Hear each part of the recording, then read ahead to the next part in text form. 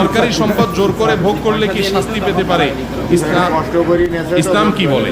ভাইরা আমার, একজন ব্যক্তির সম্পদ, ওনার সম্পদ যদি আমি মেরে খাই, তাহলে উনি আমার বিরুদ্ধে বাদী হবে কিয়ামতের দিন। একজন মামলার বাদী, আমি একজনের কাছে আসামি, একজনের সাথে মিটমাট করা সোজা।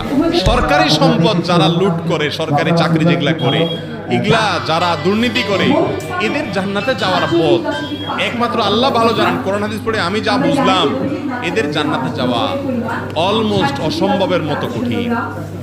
কেন জানেন? কারণ এখানে 18 কোটি মানুষের অধিকার। সে যদি সরকারি 100টা টাকা আত্মসাৎ করে, ওই টাকার মালিক গোটা দেশের মানুষ। অতএব কিয়ামতের দিনে 18 কোটি মানুষের সাথে বোঝাপড়া করতে করতে চান্দুর অবস্থা কি হয়ে যাবে? টাইট হয়ে যাবে।